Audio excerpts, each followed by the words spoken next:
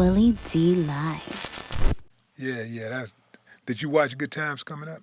Oh, I got the Good Times DVDs at my house right now. Yeah, I do too. I hit my children to those DVDs when they were very young. I was like, yeah, y'all need to watch this. And when I first stuck it in, they were like, what is this? And then they started hearing the laughs, and then they kind of got hooked. Yeah, Good Times is my shit. But my favorite one was Sanford and Son. That's my all-time favorite. I can watch Sanford and Son every day. Yeah, I watch Sanford and Son too, yeah. What's the coldest line ever? And Sanford and Son, that's Sanford easy. Son. That's easy. When he came home from Vegas one day, and he walked up in the house, he was tired, and everybody was waiting on him a surprise party. They're like, surprise!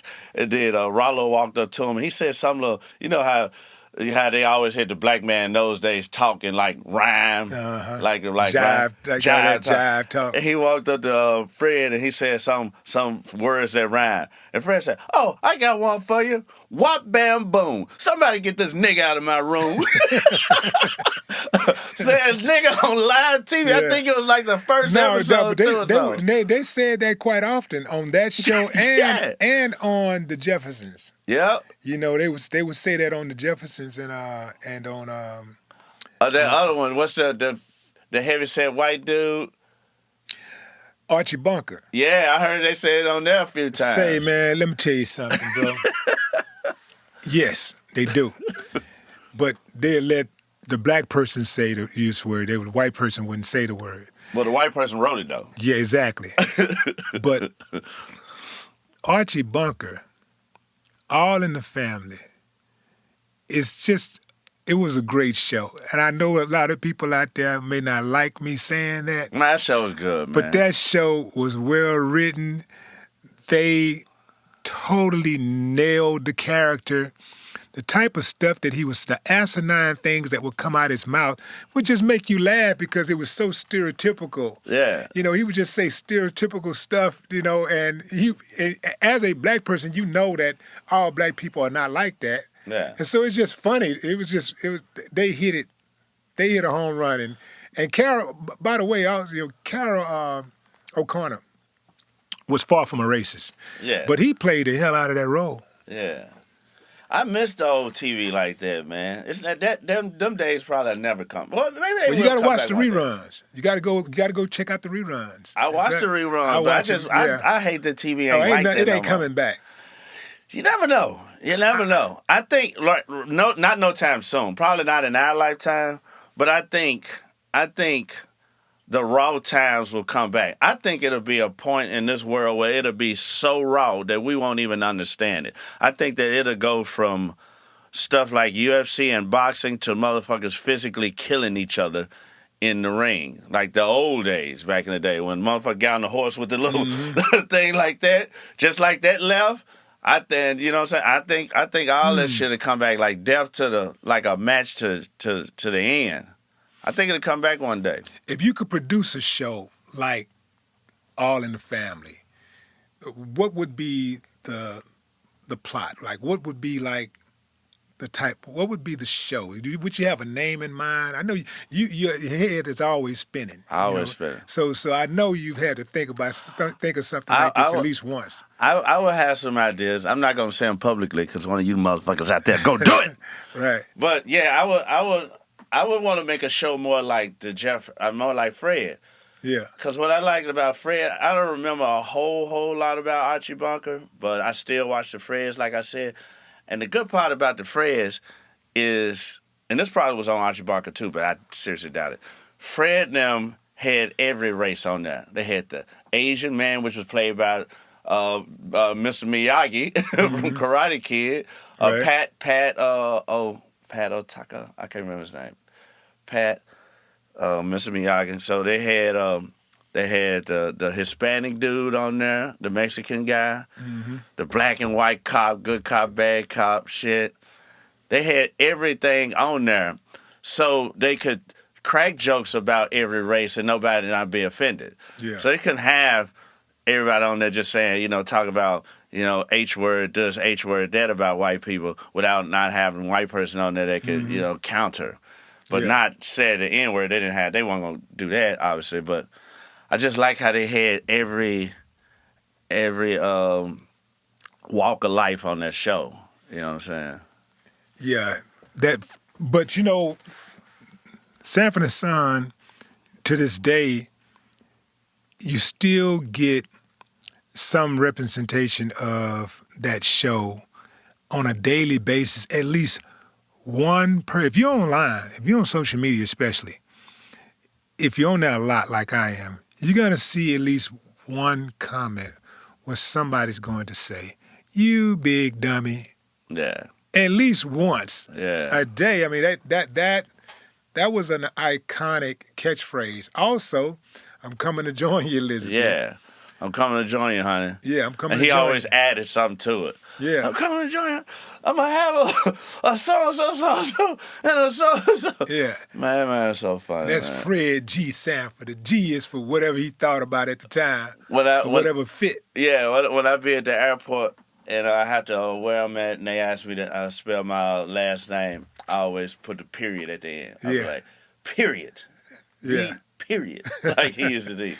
Yeah. That's SANFORD, period. Yeah. Now, how many kids do you have? 2.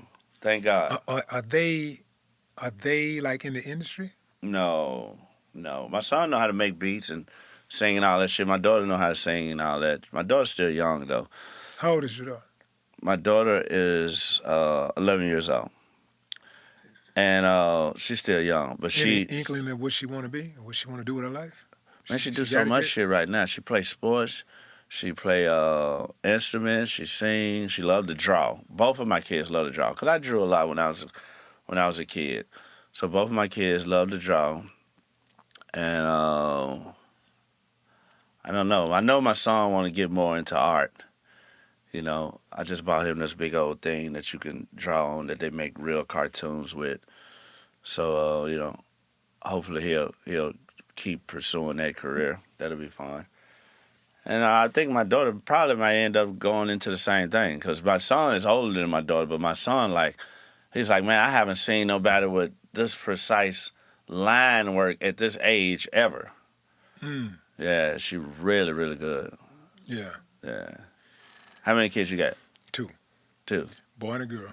Me too, boy and a girl. Yeah. Yeah, man, I like it just like that. I don't need no more.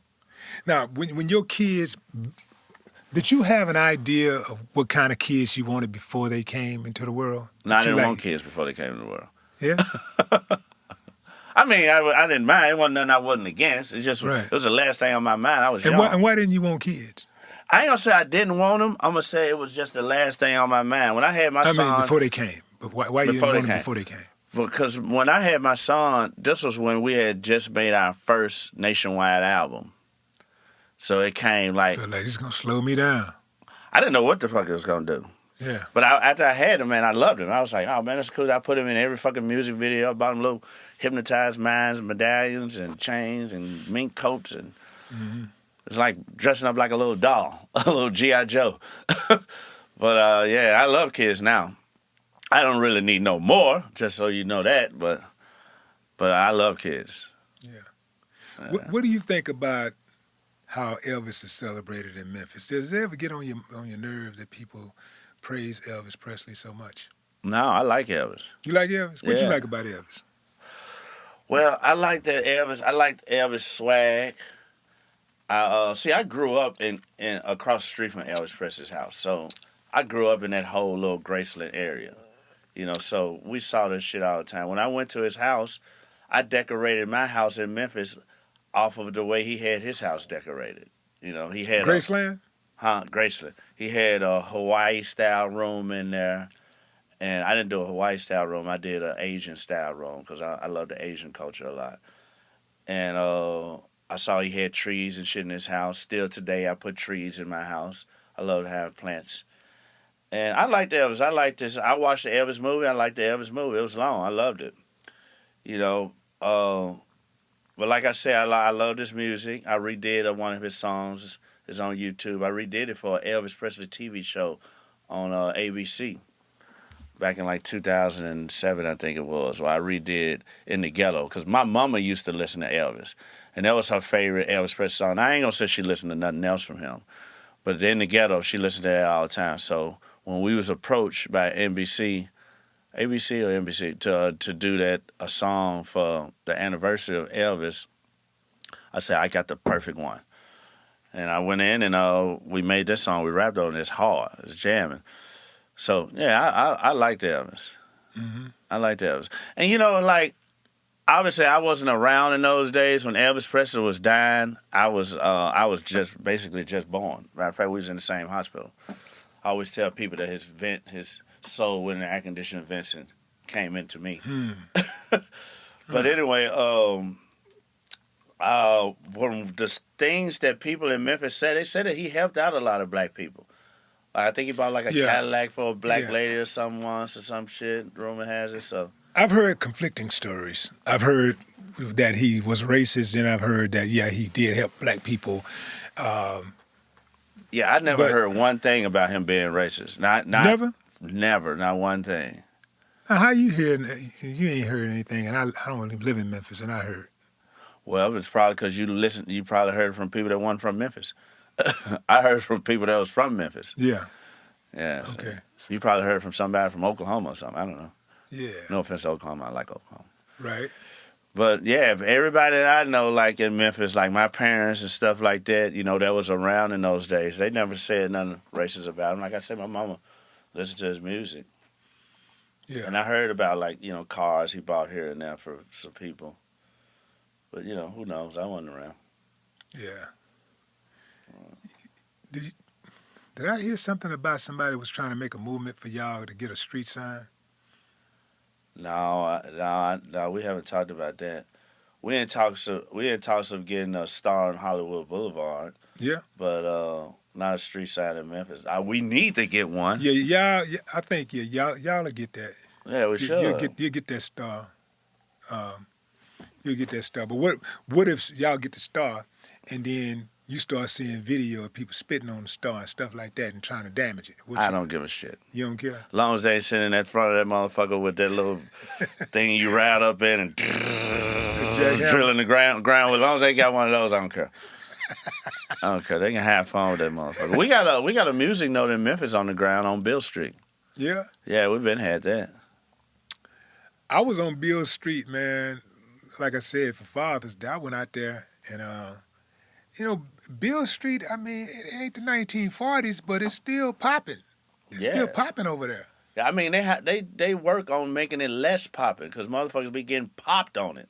Yeah? Yeah, motherfuckers be getting killed on Beale Street. So now I think they just added metal detectors. They put a police station on Beale Street, a real police headquarters on Beale Street. Well, I saw the big road barriers out there, but I didn't see anybody like stopping people with metal detectors. You went there at night, like on a weekend night, really? Yeah. They probably don't. I just heard that they was going to do that or had did it. I don't know. I don't know how they could because there's so many other ways to walk around it. But yeah, people get shot in fights on Beale Street all the time because it's all bars. Yeah. You had a bunch of bars in a city where motherfuckers carrying a bunch of guns, and it just kind of go hand in hand, like peanut and butter, or peanut butter and jelly. Right.